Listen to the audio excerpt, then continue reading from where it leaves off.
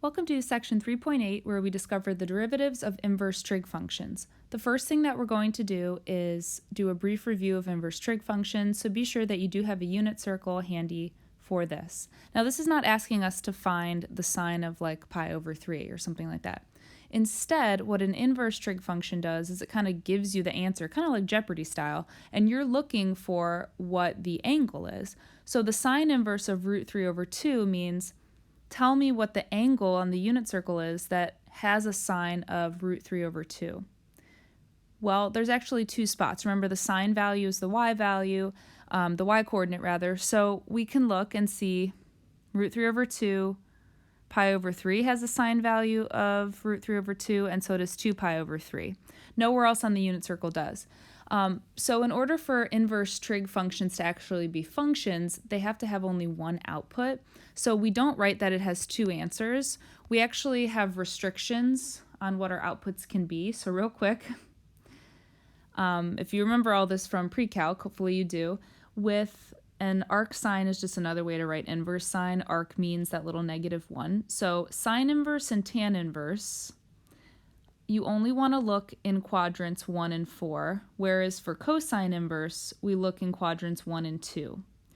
These other three are not as commonly used, but anyway, this is good information to know. So because we want to know where is the sine root 3 over 2, right? What is our sine inverse? We can only choose this option, pi over 3. And that's because sine inverse only has outputs possible in these two quadrants here. And again, mathematics has done that in order to make this a function, so we only have one output per each input. So the sine inverse of root 3 over 2 is pi over 3. In our second example, we're looking for the cosine inverse of -1, so we want to know where is the cosine equal to -1. It's actually only equal to -1 at one spot, and that is over here at pi. But just to be sure, for cosine inverse, we can choose from here to here in quadrants 1 and 2, and we can hit those endpoints there. So our answer here is pi, because that's where the cosine is -1. And lastly, this is asking us where is the tangent equal to 1. For tan inverse, we're only allowed to look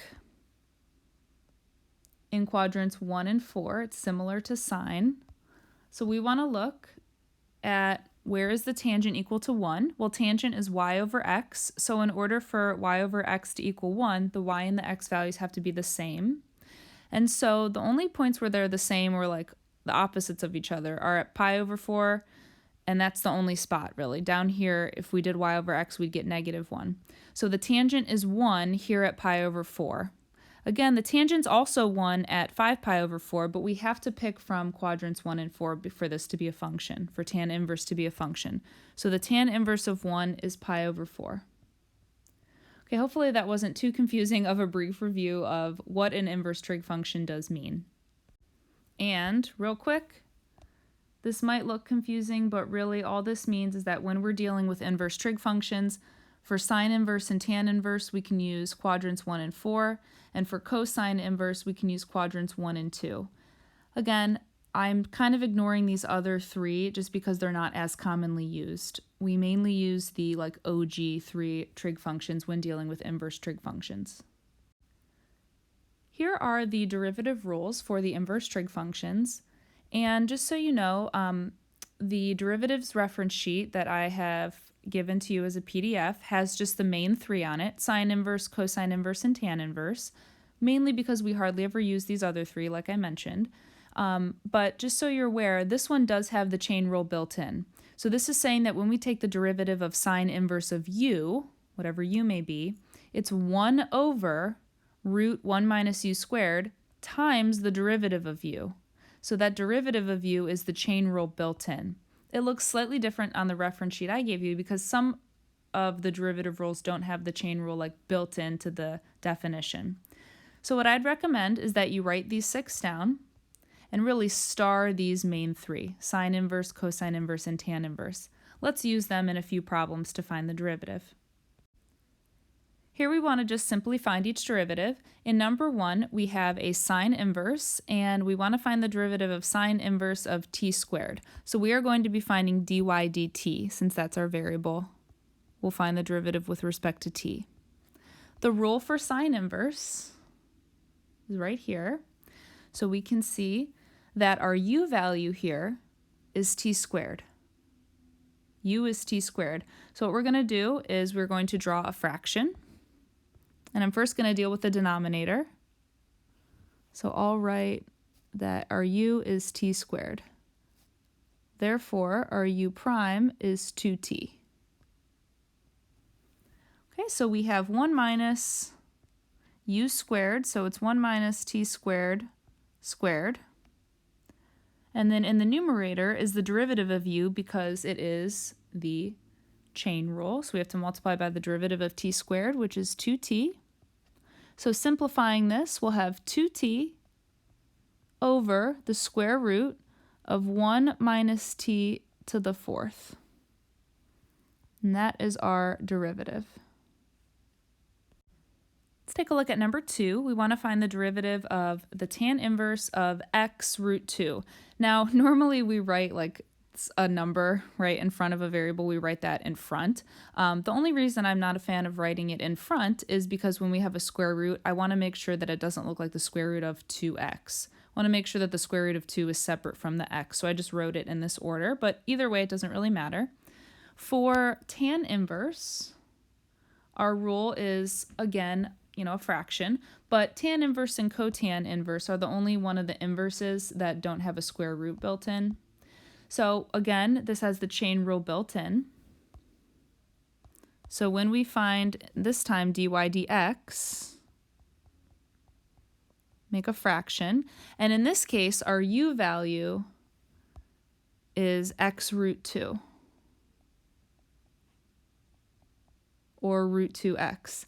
Therefore u prime is just root 2, it's just the number in front of x. So that's our thought process here off to the side. Then we can fill in the blanks here, so it's 1 plus u squared down here, so we're going to be squaring x root 2. And in the numerator, we just have our root 2. Now when we square x root 2, we square each part, so we'll have an x squared and then a square root of 2 squared.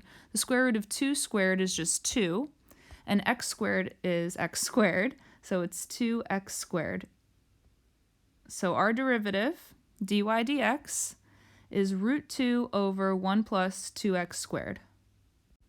Right, I made a little bit more room here for us. The last one deals with the cosine inverse. So once again, we can identify what u is. Since u is not, it's more than like one term here. It has a derivative other than 1, rather. So our u value is going to be what we're taking the cosine inverse of. It's 2x minus 1.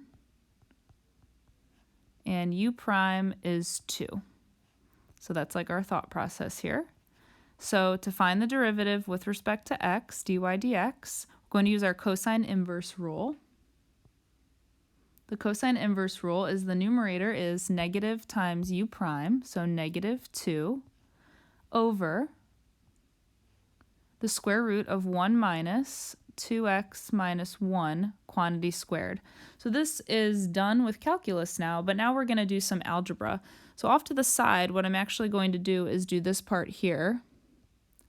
When we square 2x minus 1, we'll get 4x squared minus 4x plus 1. So in our root here, we have 1 minus that whole thing. So I have 1 minus the quantity 4x squared minus 4x plus 1. When we keep going, we'll have 1 minus 4x squared, then plus 4x, then minus 1. So we'll have a 1 and then a minus 1 in there. So we'll have the 1 and the minus 1 cancel, so we'll have a minus 4x squared plus 4x. Now, can we do any simplifying here? Yes, we actually can. It's kind of neat. So if we keep going, this is a fun one.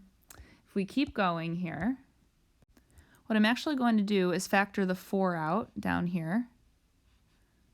When we factor a 4 out, we're left with, instead of putting the negative term first, I'm just going to put this term first. So 4 times what is 4x? It's just x, and then minus x squared. Now the reason I did that is because we can actually write this as 2 separate roots here. So we can write this as the square root of 4 and the square root of x minus x squared. The reason we can do that is because now they're attached through multiplication. We couldn't just take like the 4 out of here because they weren't attached to each other through multiplication here. But now this 4 is a factor and it can be written as its own root. We know that the square root of 4 is 2. That's the reason why I factored out that 4, because I saw that. And we're left with x minus x squared. We can then cancel. So we have a negative 1 over the square root of x minus x squared. That's pretty cool. In problem number 4, we are given the position function of a particle moving along an axis. It's defined by x of t equals sine inverse of t over 4. We want to find the velocity at time equals 3. This is a 2-part problem. We first need to find the velocity function. Second, we need to plug in 3. Since we're given position, we simply take the derivative of position, and that gives us v of t, velocity. We use our rule for sine inverse, which we need to find our u value, which is what we're taking the sine inverse of. It's t over 4, so u prime is just 1/4, since that's really 1/4 t. Don't know why I wrote the 4 there. There we go. All right, so the velocity function will be the derivative rule of sine inverse, which is u prime, so 1/4 up here, over the square root of 1 minus u squared, so 1 minus t over 4 quantity squared. Now cleaning this up a little bit when we keep going, that 1/4, that really means that the 4 is in the denominator. And here, when we square, we'll have 1 minus t squared over 16. Now, we can do a couple things here in order to clean this up a bit, but since all we need to do right now is plug in 3, let's just plug in the 3 and see if we can get it simplified from there. So let's find v of 3. That's our next step. So we're going to have 1 over 4 times the square root, 1 minus 3 squared, so 9 over 16. This is really 16 over 16 minus 9 over 16. So in order to clean this up a little bit more, we will have 1 over 4, and then 16 over 16 minus 9 over 16 is 7 over 16. Now, when we have both of this fraction, both the numerator and denominator under a square root, we really have them as separate square roots. So we can really write this as square root of 7 over the square root of 16. And the reason that I'm doing that is because square root of 16 is 4. So this 4 and this 4 cancel out because they're both 4s. So we have 1 over the square root of 7. Writing this more like nicely, we want to multiply both top and bottom by root 7 so we can rationalize the denominator. So we have square root of 7 over 7. In our last problem, we want to find the equation of a tangent line to our tan inverse function, tan inverse of x squared at x equals 1. So we need a point and we need a slope. Let's first find the point. So our point is 1 something. In order to find that something, we can plug 1 into our original function. So we'll have y equals the tan inverse of 1 squared, which is just 1. So earlier in the video, we talked about how to find the tan inverse, and we want to look on our unit circle in quadrants 1 and 4 only and see where is the tangent equal to 1. Tangent is y over x, therefore the y-coordinate and the x-coordinate need to be equal for the tangent to be 1.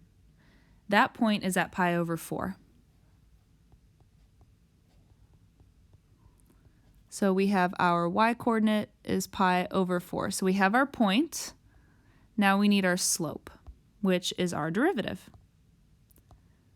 So finding dy dx is using the tan inverse derivative rule, which is u prime over 1 plus u squared. Our u value is what we're taking the tan inverse of, so our u value is x squared.